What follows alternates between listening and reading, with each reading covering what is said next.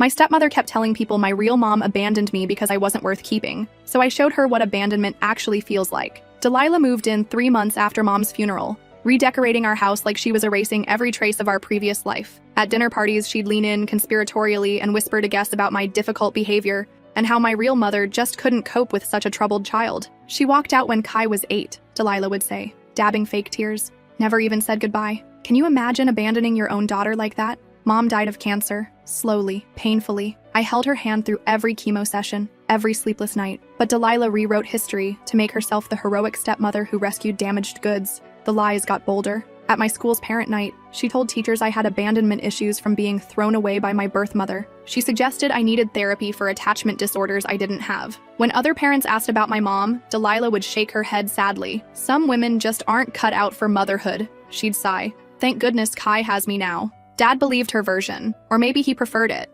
Easier than admitting he'd replaced Mom before the dirt settled on her grave. I started recording everything. Her fake crying sessions, her victim performance, her lies about my supposed behavioral problems. For 3 years, I collected evidence of her psychological warfare. The breaking point came at my 16th birthday party. While I was getting cake plates, I heard Delilah telling her book club about my genetic predisposition to abandonment. Her mother had the same instability, she explained. Just got up one day and left. Kai's probably inherited those same defective patterns. That night, I activated my plan. I'd been babysitting and pet sitting since 13, hiding money Delilah never knew existed. By 16, I had enough to disappear completely. I waited until Dad left for his annual fishing trip with his brothers.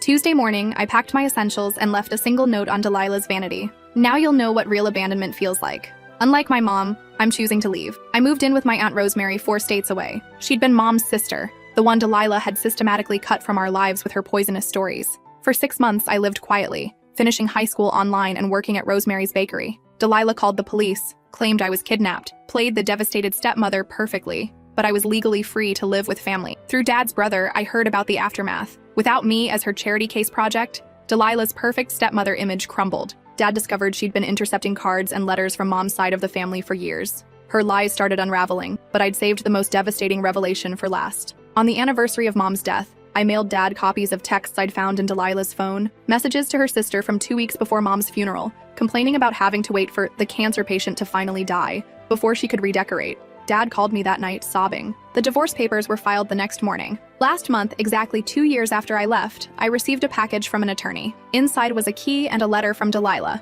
now living in a studio apartment across town. She'd lost everything in the divorce. The house, the money, the social status she'd craved. The letter was brief: you win. But there's something about your mother's death you don't know. Something I never told your father. I stared at those words for an hour, my hands shaking. What could Delilah possibly know about Mom's death that I didn't? I was there. I held Mom's hand as she took her last breath. I watched the monitors flatline. I helped Dad plan the funeral. The key was attached to a small cardboard tag with an address, Storage Unit 247B on the outskirts of town, about 20 minutes from where Delilah now lived. I called Rosemary and told her about the letter. Don't go alone, she said immediately. That woman has caused enough damage. This could be another manipulation, but I had to know. The not knowing would eat me alive, just like Delilah intended. The next Saturday, Rosemary and I drove to the storage facility. The key worked. Inside Unit 247B were boxes of documents, photo albums I'd never seen, and medical records dating back years before Mom's diagnosis. The first box contained correspondence between Delilah and various doctors. Not Mom's doctors, different ones, oncologists from other states. The letters were inquiries about experimental treatments, second opinions, alternative therapies, all dated from when Mom was still in early-stage treatment. Why would Delilah be contacting doctors? I asked, confused. Rosemary was examining a thick manila folder. Her face had gone pale. Kai, she said quietly, you need to see this. Inside the folder were copies of Mom's real medical records. Not the simplified versions they'd shown me as a child, but the complete files. Treatment recommendations, prognosis updates, and something that made my blood run cold, a series of notes about delayed treatment decisions.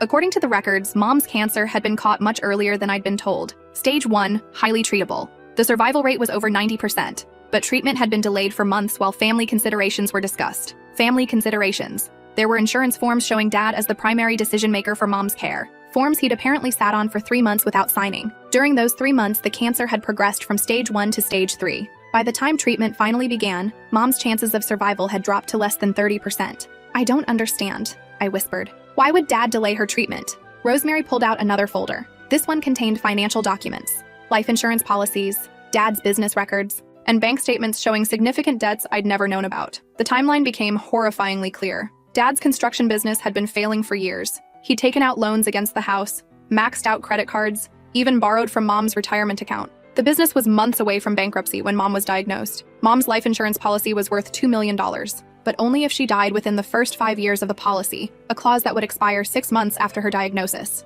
No, I said, backing away from the documents. No, that's not possible. Dad loved Mom. He wouldn't, but the evidence was right there. Dad had delayed Mom's treatment until the cancer became terminal, ensuring she'd die within the insurance window, and Delilah had helped him do it. There were copies of emails between Dad and Delilah, dated 8 months before Mom's death. They'd been planning this long before Mom got sick. Delilah had researched the insurance clause. She'd found doctors who would provide second opinions about waiting to ensure the treatment was exactly right. The last folder contained recordings, audio files on old cassette tapes, labeled with dates from Mom's final month. With trembling hands, I put the first tape into a dusty player someone had left in the storage unit. Mom's voice filled the small space, weak but clear. I keep asking Richard why we're waiting for the experimental treatment. The doctor said the standard chemo could start immediately, but he says Delilah found a better option, and we just need to be patient. A pause, then. I trust him. He's taking such good care of me. Delilah, too. She brings me soup every day and sits with me when Richard's at work. I'm so lucky to have them both. I stopped the tape and vomited in the corner of the storage unit. Rosemary rubbed my back as I sobbed. Your mom never knew, she said softly. She thought they were trying to save her. But Delilah knew. She knew Mom was dying because they weren't treating her, and she sat by her bedside, pretending to care. I understood now why Delilah had kept all this evidence. It wasn't guilt. It was insurance. If Dad ever turned on her, she could prove he'd been the mastermind. She'd kept every document that implicated him while destroying anything that pointed directly to her. But she'd made one mistake. In her arrogance, she'd kept evidence that implicated them both. The next box contained what looked like a journal in Delilah's handwriting. Daily entries starting 3 months before Mom's death. Day 12. Richard is wavering. He keeps looking at treatment options online. Need to remind him about the insurance deadline. If we wait much longer, the cancer will be too advanced for anyone to question why treatment failed. Day 28. Made Richard promise not to tell the doctors about previous symptoms. If they realize how long we've known, they might rush into treatment. Need at least another month. Day 41. Perfect. Second opinion doctor agrees we should wait for optimal treatment window. Richard is buying it completely. He actually thinks we're being thorough. Day 67. Getting harder to watch her suffer, but we're too close to stop now. Richard broke down last night. Wanted to start chemo immediately. Reminded him about losing the house, Kai's college fund, everything. He's staying strong. Day 89. It's working. Oncologist says cancer has spread too far for cure, but treatment might buy her 6 months. Richard looked relieved. He knows we're past the insurance deadline now. I read entry after entry, watching Delilah chronicle Mom's murder like she was planning a dinner party. The final entry was dated the day before Mom died. She asked if I'll take care of Kai. Promised her I would. Such an easy lie to tell a dying woman. Tomorrow this will all be over, and Richard and I can finally start our real life together. Rosemary had gone quiet, reading over my shoulder. She killed your mother, she said. Not the cancer. Her and your father. They murdered Elena. I called the district attorney's office that afternoon. The receptionist transferred me to a detective specializing in insurance fraud. Detective Morrison listened to my story for 2 hours. I played the audio recordings, showed her the documents, read sections from Delilah's journal. This is substantial evidence, she said finally,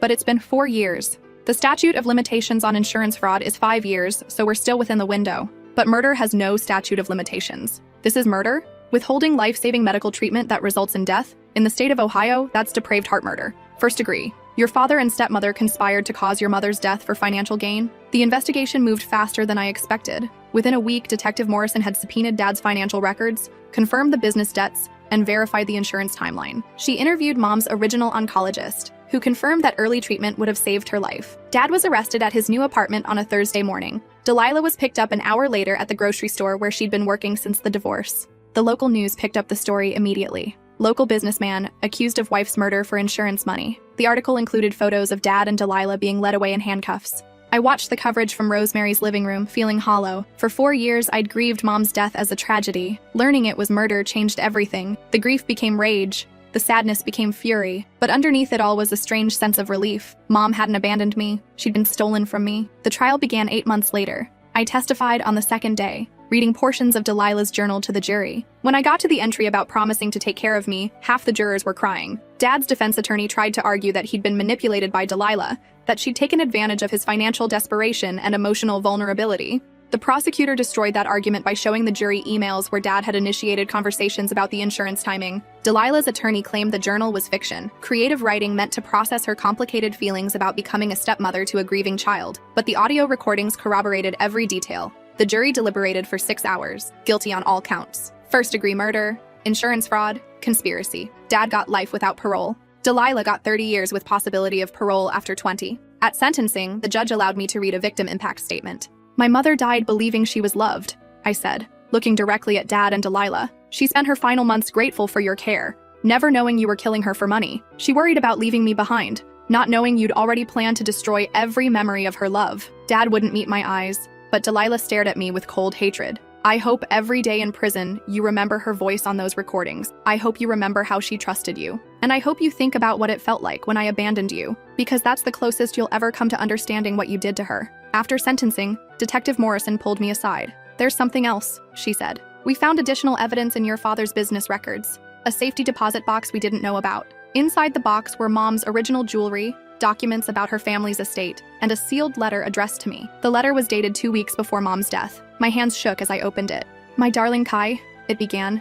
If you're reading this, it means I didn't survive. I want you to know that every moment of your life has been my greatest joy. You are brave and strong and beautiful, and nothing, not even death, can change how much I love you. The letter continued for 3 pages, full of memories I'd forgotten and advice for the life she wouldn't see me live. But the final paragraph stopped me cold. I need you to know something important. I've been feeling like something is wrong with my treatment. The delays don't make sense, and some things your father and Delilah have said don't match what the doctors told me privately. I've hidden copies of my real medical records in our safety deposit box. If anything happens to me, promise me you'll investigate. Trust your instincts, sweetheart.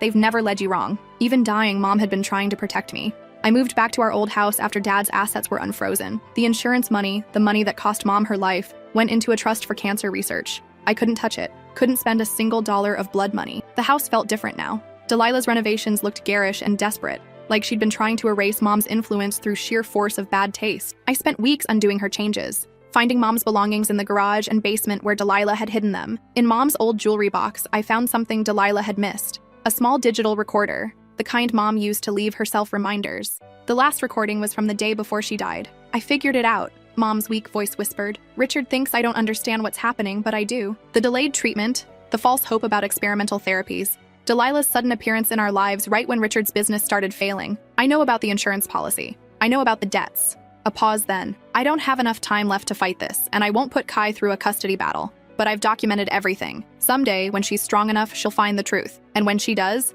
I know she'll make sure justice is served. Even facing death, Mom had been thinking about protecting me. I played that recording at her grave on the 5th anniversary of her death. You were right, Mom, I said to the headstone. I found the truth, and I made sure they paid for what they did to you. The wind picked up, scattering the flowers I'd brought. For just a moment, I could have sworn I smelled her perfume. 2 years later, I got a letter from the state prison. Delilah had requested a meeting. Against Rosemary's advice, I agreed to see her. She looked older, harder. Prison had stripped away the fake vulnerability she'd worn like makeup. What remained was the cold calculation I'd glimpsed in her journal entries. I want you to know I don't regret anything, she said without preamble. Your mother was weak. She would have died eventually anyway. At least her death served a purpose. The purpose of making you rich? The purpose of giving your father a second chance, of giving us both a life we deserved. I leaned forward. How's that life working out for you? Her jaw tightened. You destroyed everything. You couldn't just let sleeping dogs lie. Sleeping dogs? I laughed. You murdered my mother and told the world she abandoned me. You spent years trying to convince me I was genetically defective. And you think I should have let it go? She was going to die anyway. She had a 90% survival rate with immediate treatment. Statistics don't guarantee anything. No, but withholding treatment guarantees death. That's what you and Dad counted on. Delilah's mask slipped completely. You self-righteous little bitch. You think you're so much better than us? Your precious mother wasn't the saint you remember. She knew Richard was having financial problems. She could have insisted on treatment, could have forced him to sign the paperwork. Instead, she trusted him to make decisions. Her weakness killed her, not us. I stood up. You know what the difference is between you and Mom? She trusted people because she loved them. You manipulate people because you hate them. Mom died surrounded by love, fake love, but she didn't know that. You'll die alone in a cell, and everyone who ever cared about you will know exactly who you really are. I turned to leave. Your father says he wants to see you, Delilah called after me. He's been asking for years. Says he has things to explain. I stopped but didn't turn around. Tell Dad I said he can explain himself to Mom when he sees her in hell. The drive home was peaceful. For the first time in years, I felt completely free. Delilah's hatred couldn't touch me anymore. Her lies had been exposed. Her manipulation had been turned against her. Most importantly, Mom's memory had been restored. The people who'd heard Delilah's lies now knew the truth. Mom hadn't abandoned me. She'd been murdered trying to trust the people she loved most. I started a blog called Stolen Goodbyes, sharing Mom's story and connecting with other people whose loved ones had been victims of insurance fraud. The response was overwhelming. Hundreds of people shared their own stories of delayed treatment, suspicious deaths, and family members who'd prioritized money over medical care. Detective Morrison helped me launch a nonprofit focused on investigating suspicious insurance claims. We worked with families to uncover evidence of fraud and helped law enforcement build cases against perpetrators. In our first year, we helped convict 12 people of insurance fraud resulting in wrongful death. The second year, we stopped 4 active conspiracies before they could kill their intended victims. The work was heartbreaking but necessary. Each case reminded me that Mom's death, while senseless, had led to something meaningful. Her murder had taught me to recognize the signs, to ask the right questions, to fight for truth when others preferred comfortable lies. On Mom's birthday, I visited her grave with a stack of letters from families we'd helped. I read each one aloud, telling her about the lives we'd saved in her memory. A woman in Tennessee whose husband tried to delay her stroke treatment for insurance money. We caught him before she died, and she's making a full recovery. A man in Colorado whose business partner tried to convince him to refuse cancer treatment while secretly taking out policies on his life. He's cancer-free now, and his partner is in prison. A teenage girl whose stepfather was withholding her diabetes medication to trigger a fatal incident. She's safe with her grandmother now. I folded the letters and placed them on Mom's headstone. "Your death wasn't meaningless," I whispered. "It was the worst thing that ever happened to me, but it wasn't meaningless." The sun was setting behind the trees, casting long shadows across the cemetery. For a moment, I could almost see Mom sitting beside me, young and healthy like she'd been before cancer, before Delilah, before everything went wrong. "I miss you every day," I said, "but I'm not angry anymore. I found the truth, just like you knew I would, and I'm using it to protect other people from going through what we did." A cardinal landed on Mom's headstone, her favorite bird. She used to say cardinals were messages from people we'd lost, letting us know they were still watching over us. I smiled and pulled out my phone. There was a voicemail from Detective Morrison about a new case, a suspicious death in Arizona that showed all the signs of insurance fraud. "Looks like we have work to do," I told the cardinal. It flew away, bright red against the darkening sky. I drove home thinking about Mom's final recording, how she'd predicted I would find the truth and seek justice. She'd known me better than I'd known myself. Even facing death, she'd believed in my strength. That night, I called Rosemary and told her about my visit with Delilah. "How do you feel?" she asked. "Free,"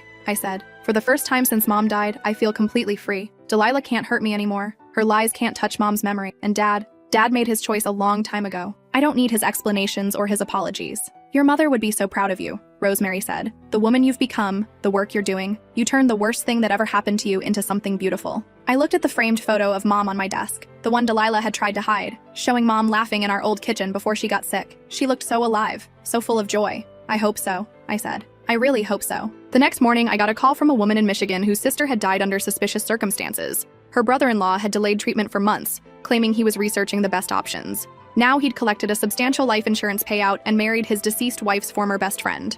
"I found your blog," the woman said. "I think my sister was murdered, but I don't know how to prove it." "Tell me everything," I said, reaching for my notepad. As she spoke, I heard echoes of Mom's story. The delayed treatment, the false reassurances, the convenient remarriage. The pattern was always the same. Trust weaponized against love, hope perverted into a murder weapon. "We're going to help you," I promised her, "and we're going to make sure your sister gets justice." I hung up and looked at Mom's photo again. "One more case," I told her. "One more family gets their truth." The cardinal was back at my window, bright red feathers catching the morning light. It stayed there for a long moment, as if it were listening, then flew away toward the rising sun. I opened my laptop and began typing the case report. Somewhere in Michigan, a murderer thought he'd gotten away with the perfect crime. He was about to learn what Delilah and Dad had learned too late, that some daughters never stop fighting for their mothers. The work continued, the truth continued. And Mom's love, twisted into lies for so many years, finally shone clear and bright, lighting the way forward for every family that came after us. In the end, abandonment had taught me about belonging, lies had taught me about truth, and death had taught me how to live. That was Mom's final gift to me, not just the evidence that convicted her killers, but the strength to use that evidence to save others. She'd known that losing her would either destroy me or forge me into something stronger. She'd bet on strength and she'd won.